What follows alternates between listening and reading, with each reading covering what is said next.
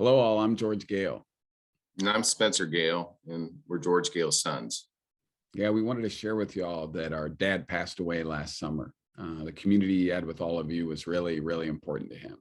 He got so much energy from people's comments, from emails people sent, from phone conversations he had with people in this community.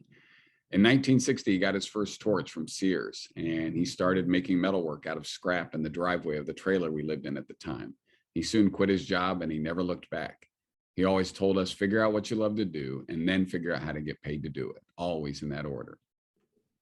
And George and I were some seriously lucky kids. We got to grow up with a dad who was in his metal shop doing what he loved, making these beautiful designs out of metal using fire.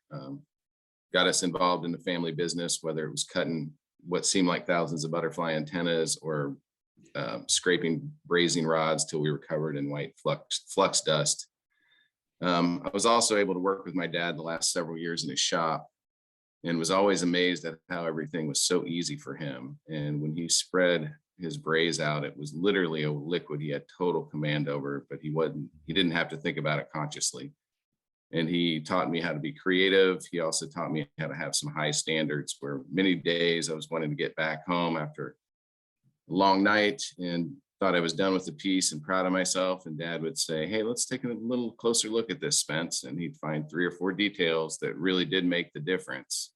And I would sit there and finish them, and always was grateful that he paid that much attention to his work and to my work. Mm. He was in it till the end. The day before he died, he was out in the barn working on some trees that he wanted to sell at the Brown County Craft Gallery.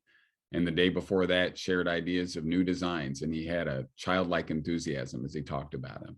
And then even a week or so after he passed, some tools and a stamp of a maple leaf showed up in the mail, evidence of someone who had plans to keep on creating.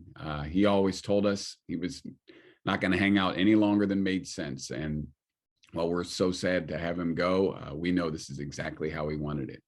So we're going to keep this YouTube channel up and going, and we hope to post some new things here in the coming months, some stuff we found around the house. And we're going to post his obituary below. And just want to say thank you all so much for the ways you touched our dad's life. He got so much energy and enthusiasm from his relationship with all of you. Thank you so much. Thank you, everybody. All right, be well.